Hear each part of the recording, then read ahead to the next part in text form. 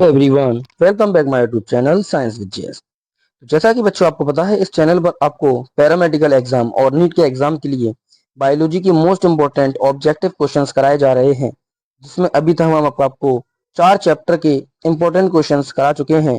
जिन बच्चों ने उन क्वेश्चंस को जाकर नहीं देखा हो तो वो प्ले लिस्ट में से क्वेश्चंस को जाकर देख सकते हैं। और आज स्टार्ट करने वाले हैं अपना लाइफ प्रोसेस वाला चैप्टर, जिसके अंदर बहुत सारे टॉपिक्स को इंक्लूड किया गया है, जैसे कि respiration, nutrition, locomotion, circulation, excretion. इन सभी टॉपिक्स के क्वेश्चंस को दिया जा रहा है।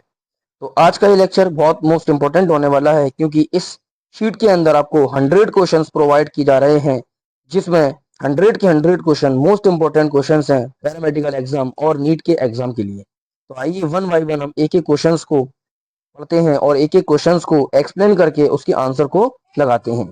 तो जैसा कि सबसे पहला क्वेश्चन लिखा है, what are the properties of muscles. Muscles की क्या प्रॉपर्टीज होती हैं? तो option number 1, excitability, contractility, elasticity, extensibility. तो याद रखना बच्चों, मसल्स जो होती हैं वो एक्साइटेबिलिटी, कॉन्ट्रैक्टिबिलिटी, इलास्टिसिटी और एक्सटेंसिबिलिटी चारों ही प्रॉपर्टीज को रखती हैं। तो option number third is the right answer. Question number 2 की बात करें, what is another name of visceral muscle. Visceral muscle का अनदर नाम और क्या होता है? तो याद रखना, विजरल मसल को हम स्मूथ मसल्स भी कहते हैं। Option number third is the right answer. Question number third, what type of muscle is known as voluntary muscle. Voluntary muscle कौन होती है? वॉलेंट्री मसल का मतलब होता है ऐसी मसल जो हमारे इच्छा से वर्क करती हैं, हमारे इच्छा से वर्क करती हैं, उन्हें हम वॉलेंट्री मसल कहते हैं। जैसे कि skeletal muscles. Option number third is the right answer. जितनी भी स्केलेटल मसल होती हैं वो हमारी इच्छा से काम करती हैं, जैसे कि हमारे बाइसेप्स और ट्राइसेप्स की मसल्स। क्वेश्चन नंबर 4 की अगर बात करें, what type of muscle has a striped appearance under the microscope. यानी ऐसी कौन सी मसल है जो माइक्रोस्कोप पर देखने पर उन पर धारियां नजर आती हैं, स्ट्राइप्ड नजर आती हैं? तो याद रखना, वो कार्डियक मसल्स और स्केलेटल मसल होती हैं। तो जैसा कि ऑप्शन नंबर बी और सी इज द राइट आंसर, तो क्वेश्चन इसका ऑप्शन है डी, जिसमें बी और सी वाला लिखा गया है। Question number 5, what is the nature of regulation of activities of skeletal muscle. Skeletal muscle की क्या नेचर होता है? अभी अभी हम पढ़कर आए हैं क्वेश्चन में कि वॉलंटरी नेचर की होती हैं। तो option number B is the right answer. Question number 6, what percentage of body weight of a human adult is contributed by muscle. यानी ह्यूमन का जो टोटल वेट होता है, उसके टोटल वेट में मसल्स कितना वेट प्रोवाइड करती हैं? तो याद रखना, 40 से 50% वेट मसल्स देती हैं। तो option number second is the right answer. Question number 7, how many types of muscles are identified based on the location. हमारी बॉडी के अंदर लोकेशन के बेस पर 3 टाइप्स की मसल्स होती हैं। आपको पता होना चाहिए, एक होती है स्केलेटल मसल जो हमारे स्केलेटन सिस्टम से अटैच होती हैं, एक होती है विसरल मसल जिनको हम स्मूथ मसल कहते हैं, और एक होती है कार्डियक मसल जो हार्ट में पाई जाती हैं।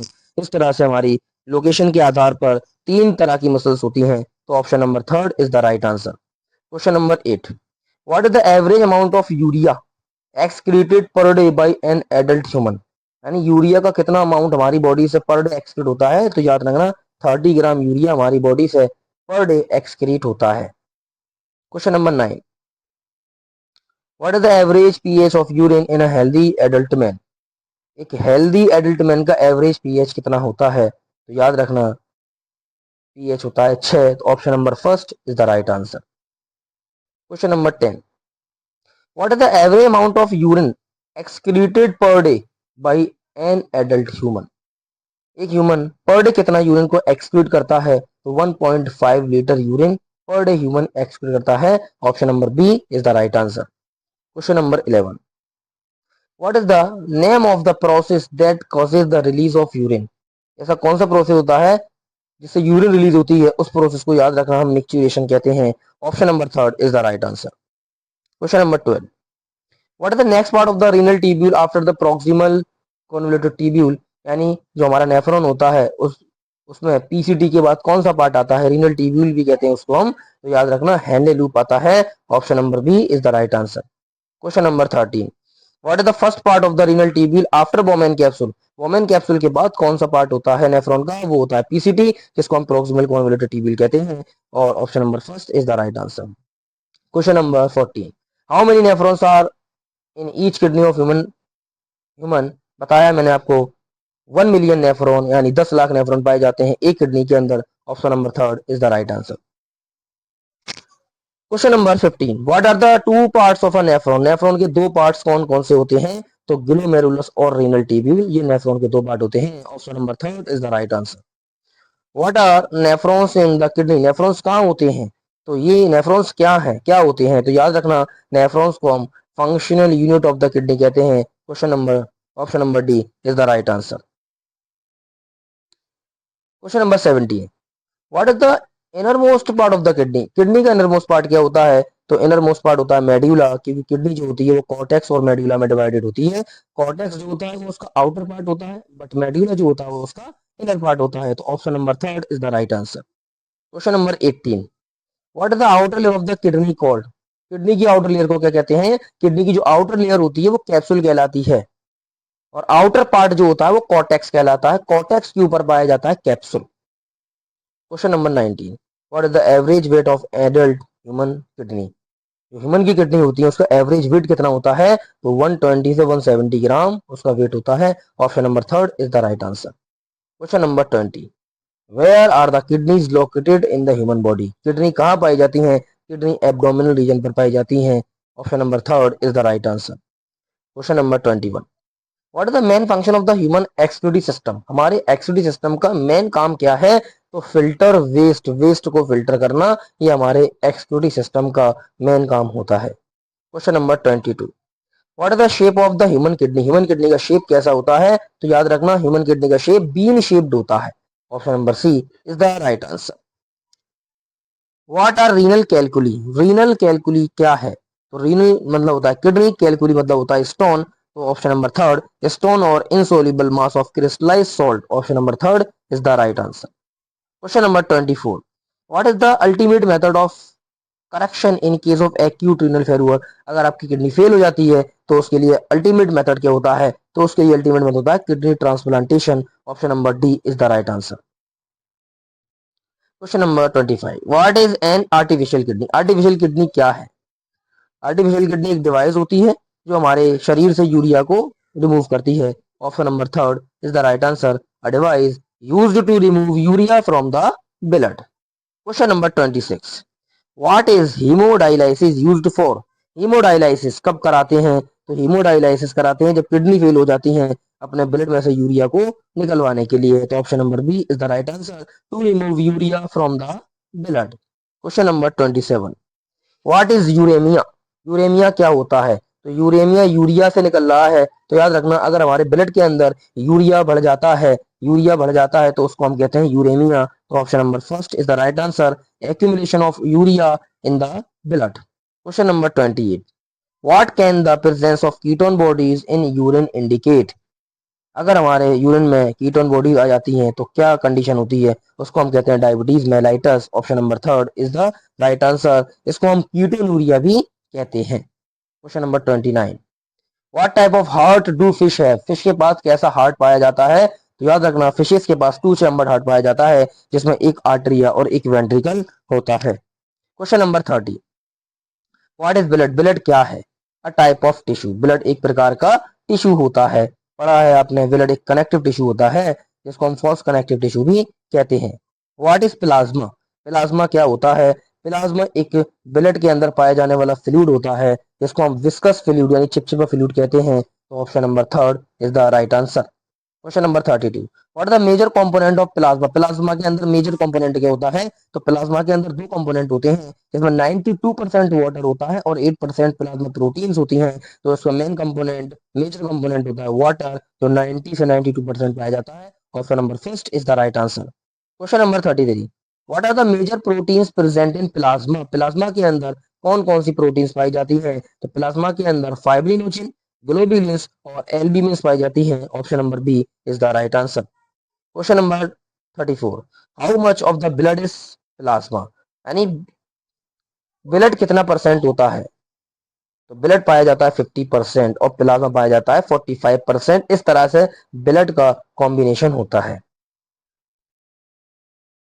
Question number 35, which of the following is not a component of blood? इसमें कौन ब्लड का कंपोनेंट नहीं है? प्लाज्मा फॉर्म्ड एलिमेंट वाटर, याद रखना लिम्फोकॉम ब्लड का कंपोनेंट नहीं मानते क्योंकि लिम्फोकॉम टिश्यू फ्लूइड कहते हैं। Option number D is the right answer. Question number 36, what is the colour of the plasma? Plasma का कलर कैसा होता है? प्लाज्मा का कलर स्ट्रो कलर्ड होता है, हल्के पीले रंग का होता है। Question number 37, what is the difference between plasma and serum? Serum और प्लाज्मा में क्या फर्क होता है? तो सीरम के अंदर से अगर हमने क्लोटिंग फैक्टर निकाल दिए, अगर हम प्लाज्मा से क्लोटिंग फैक्टर निकाल दें यानी प्लाज्मा प्रोटीन को निकाल दें तो वो सीरम बन जाता है। Option number third is the right answer. Serum is plasma without the clotting factor, यानी सीरम के अंदर क्लोटिंग फैक्टर नहीं पाए जाते। Question number 38, what are the formed elements in the red blood called collectively? Formed element क्या क्या होते हैं? फॉर्म्ड एलिमेंट्स का मतलब होता है ब्लड सेल्स के बारे में, तो एरिथ्रोसाइट, ल्यूकोसाइट्स और प्लेटलेट्स पाई जाती हैं। Question number 39, are red blood cells present in the nucleus in most mammals? क्या रेड ब्लड सेल्स में न्यूक्लियस पाया जाता है? तो पता होना चाहिए क्वेश्चन के बारे में। मैमल्स की आरबीसी में न्यूक्लियस नहीं पाया जाता, तो option number second is the right answer. Most important question है ये हमारा, मैमल्स की आरबीसी में न्यूक्लियस होता है या नहीं होता। Question number 40, what are the main functions of RBC in the blood? RBC का क्या फंक्शन होता है? आरबीसी ऑक्सीजन का ट्रांसपोर्ट करती है, तो ये ऑक्सीजन एक रेस्पिरेटरी गैस होती है, तो RBC transport of respiratory gases जिसमें ऑक्सीजन और CO2 आती है। Question number 41, what is the shape of RBC? RBC का शेप बाइकॉनकेव होता है। Option number B is the right answer. What is the life span of RBC? RBC का life span 120 दिन का होता है। Option number third is the right answer. Question number 43, what is the average life span of RBC in the human body? 120 दिन। Question number third is the right answer. Question number 44, which type of circulatory system is more advantageous? क्या था circulatory system सबसे अच्छा पाया जाता है? Closed circulatory system, क्योंकि close circulatory system में जो ब्लड होता है वो आर्टरीज और वेंस के अंदर फ्लो करता है, ना कि बॉडी कैविटी में फ्लो करता है। Question number 45, what type of circulatory system is present in arthropods and Mollusca? Mollusca और आर्थ्रोपोडा के अंदर कैसा सर्कुलेटरी सिस्टम पाया जाता है? तो याद रखना ओपन सर्कुलेटरी सिस्टम पाया जाता है। इनके अंदर आर्टरीज और वेंस नहीं होती, इनके अंदर बॉडी कैविटी होती है जिसको हम साइनस कहते हैं, और इनकी बॉडी कैविटी में ही ब्लड फ्लो करता है। Question number 46, what type of circulation do fishes have? Fishes कैसा सर्कुलेशन करती है? सिंगल सर्कुलेशन, क्योंकि इनके पास दो चैम्बर्ड का हार्ट पाया जाता है, एक आर्टरियल होता है, एक वेंट्रिकल होता है। Question number 47, what type of heart do amphibians and reptiles except crocodile? Amphibians और रेप्टाइल्स में कैसा हार्ट पाया जाता है? 3 चैम्बर्ड हार्ट पाया जाता है। फिशेज में 2 चैम्बर्ड हार्ट पाया जाता है, लेकिन एक्सेप्ट क्रोकोडाइल, क्योंकि क्रोकोडाइल में 4 चैम्बर्ड हार्ट पाया जाता है, बट वो एक रेप्टाइल होता है और एक एक्सेप्शन होता है। तो option number B is the right answer.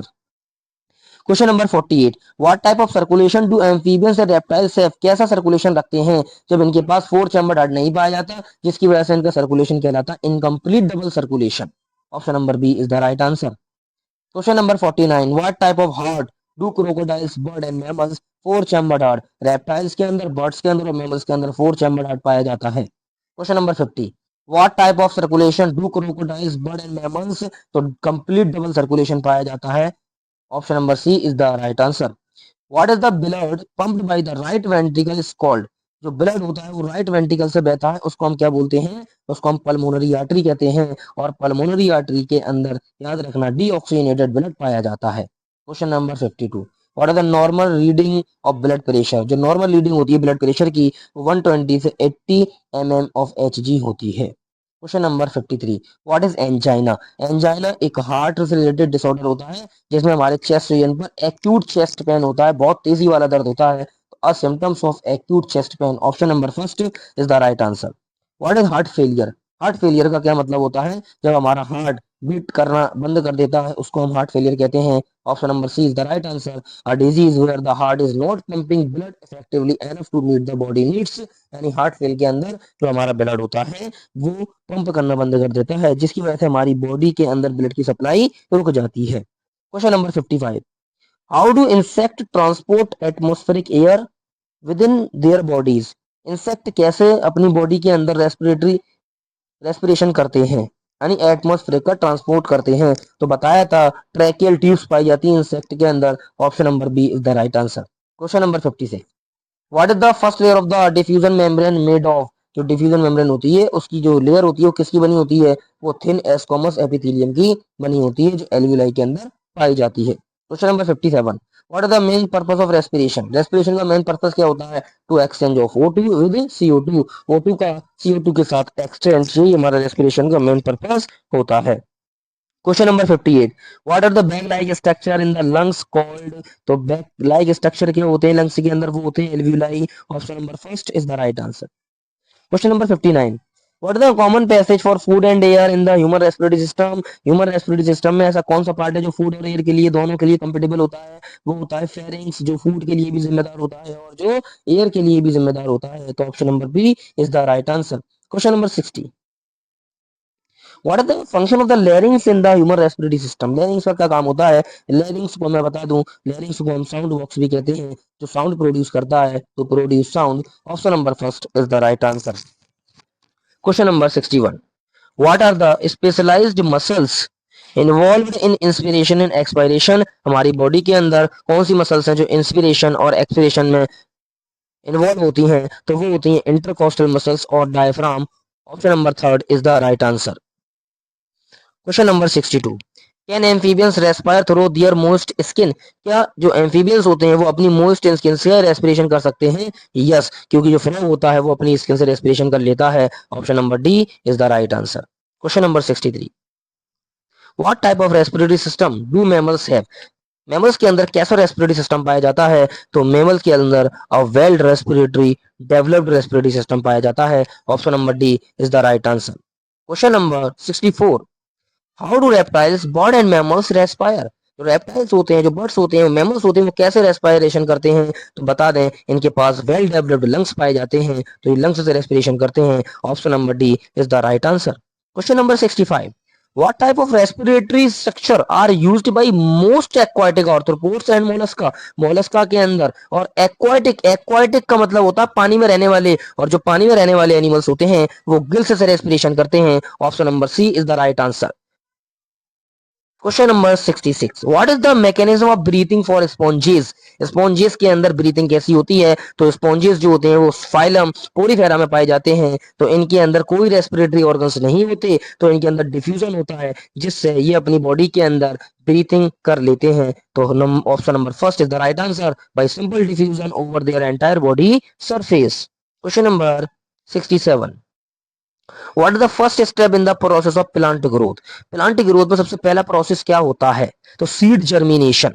सबसे पहले सीड जर्मिनेशन होता है, जिसको हम ग्रोथ कहते हैं, क्योंकि सीड के अंदर नंबर ऑफ सेल बढ़ने लगते हैं और उसका मास बढ़ने लगता है।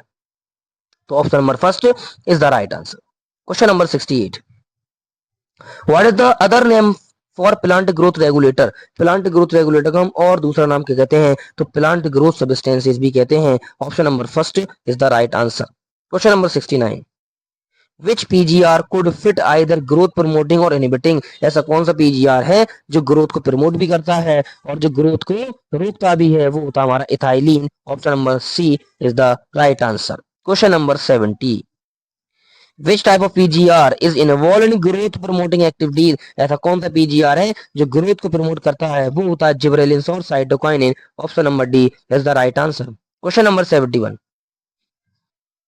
what is the site of transmittable influence that causes the bending of the entire coleoptile?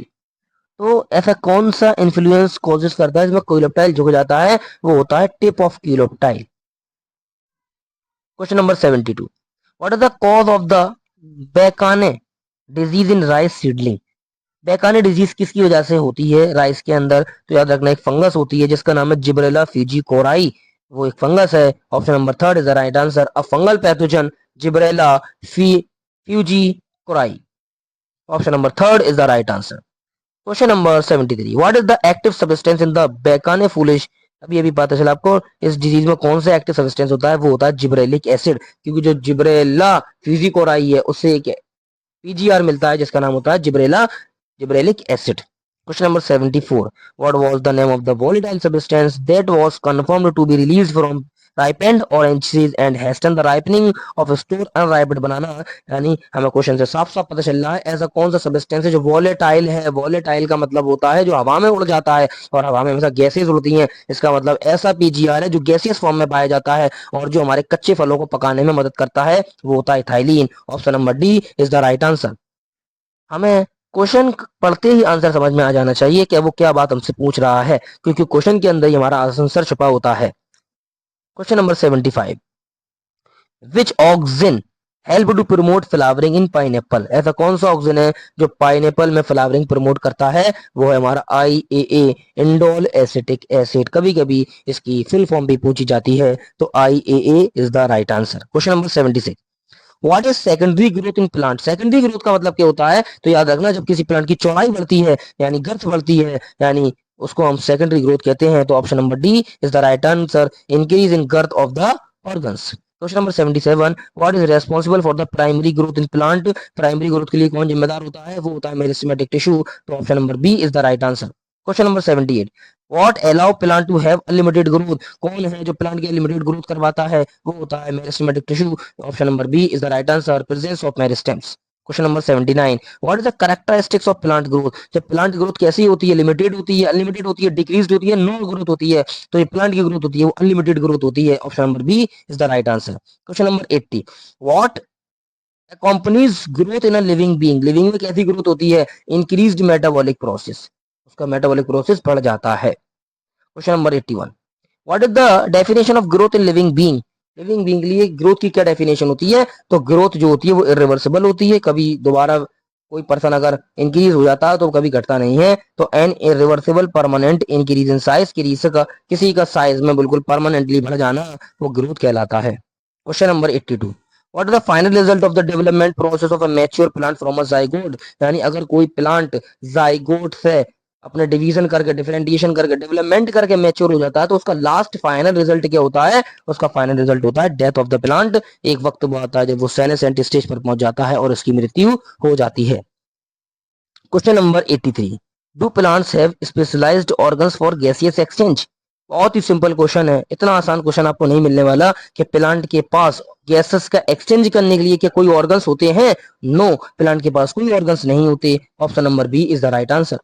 Question number 84, how do plants carry out gaseous exchange? तो प्लांट कैसे गैसेस का एक्सचेंज करते होंगे? जाहिर सी बात है, प्लांट की लीफ पर स्टोमेटा पाए जाते हैं, प्लांट के स्टेम पर लेंटिसेल्स पाए जाते हैं, तो ये थ्रू स्टोमेटा और लेंटिसेल्स से ही गैसेस का एक्सचेंज कर लेते हैं। Question number 85, When do large volumes of gases get exchange in plant? क्या होता है जब लार्ज गैसेस का एक्सचेंज होता है? तो फोटोसिंथेसिस होती है, during photosynthesis. Question number 86, what are the energy trapped in ATP used for an organism? Various energy requiring process, यानी एनर्जी को क्यों लिया जाता है, क्यों ट्रैप करा जाता है ऑर्गेनिज्म के अंदर, उसका यूज क्या होता है? अगर हमारे अंदर एनर्जी नहीं होगी तो हम अपने बॉडी के अंदर होने वाले किसी भी काम को नहीं कर सकते। तो एनर्जी हमारे बॉडी के लिए बहुत ही जरूरी होती है। Question number 87, what is the function of lenticels in stems of plant? Stems के पास जो लेंटिसेल्स पाए जाते हैं वो उनका फंक्शन क्या होता है? तो उनका फंक्शन होता है गैसेस का एक्सचेंज करना। Option number B is the right answer, to serve as specialised organ for gaseous exchange. Question number 88, what is the main source of energy from living organism? Living organism के लिए energy का main source क्या होता है? एक होता है respiration, एक होता है फोटोसिंथेसिस। तो both A and B, option number D is the right answer. What are the end product of the combustion of glucose? जब ग्लूकोज का पूरी तरह से कंबशन हो जाता है तो उसके एंड प्रोडक्ट क्या होते हैं? तो उसका एंड प्रोडक्ट होता है CO2, H2O एंड एनर्जी, जो फोटोसिंथेसिस के अंदर और जो रेस्पिरेशन के अंदर होता है। सॉरी, फोटोसिंथेसिस के अंदर तो ग्लूकोज बनता है, लेकिन रेस्पिरेशन के अंदर कंबशन होता है तो CO2, वाटर और एनर्जी बनती है। Question number 90, what do plants require for respiration to occur? Plant क्या रिक्वायरमेंट करते हैं रेस्पिरेशन के लिए? तो जैसे कि हम लोग ऑक्सीजन की जरूरत होती है, उसी तरह से प्लांट्स को भी ऑक्सीजन की जरूरत होती है। तो option number B is the right answer. Question number 91, what do plant give out during respiration? क्या प्लांट क्या निकालते हैं जब रेस्पिरेशन करते हैं? तो प्लांट भी हम लोगों की तरह कार्बन डाइऑक्साइड निकालते हैं और इसी कार्बन डाइऑक्साइड का यूज करते हैं, फिर वो अपना फोटोसिंथेसिस करके अपना फूड भी बना लेते हैं, और जो एनिमल से मिलने वाली CO2 होती है प्लांट उसका भी यूज कर लेते हैं। Question number 92, at what wavelength does chlorophyll A pigment absorb light?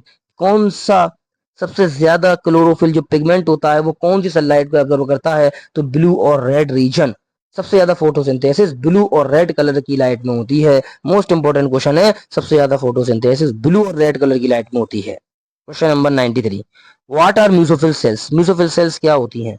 म्यूसोफिल cells म्यूसोफिल tissue के अंदर पाई जाती हैं, जिनके पास क्लोरोप्लास्ट पाया जाता है और क्लोरोप्लास्ट के पास क्लोरोफिल पिगमेंट पाया जाता है जो फोटोसिंथेसिस में हेल्प करता है। तो the cells that contain chloroplast, ऐसी सेल्स जो क्लोरोप्लास्ट कंटेन करती हैं उनको हम मेसोफिल सेल्स कहते हैं। Question number 94, what is the function of pigment in a plant? Pigment का काम क्या होता है? तो याद रखना बच्चों, पिगमेंट जो होते हैं वो सनलाइट को एब्जॉर्ब करते हैं। To absorb light, question number 94 का option number B is the right answer. Question number 95, what are the pigment present in the leaves of a green plant? Most important और बहुत ही सिंपल सा question है कि plants के पास जो leaves होती हैं उसमें कौन कौन से पिगमेंट पाए जाते हैं? तो क्लोरोफिल ए भी पाया जाता है, क्लोरोफिल बी भी पाया जाता है और ज़ैंथोफिल भी पाया जाता है। तो all of the above is the right answer. Question number 96, a dark reaction in photosynthesis light dependent, के डार्क रिएक्शन में लाइट चाहिए होती है?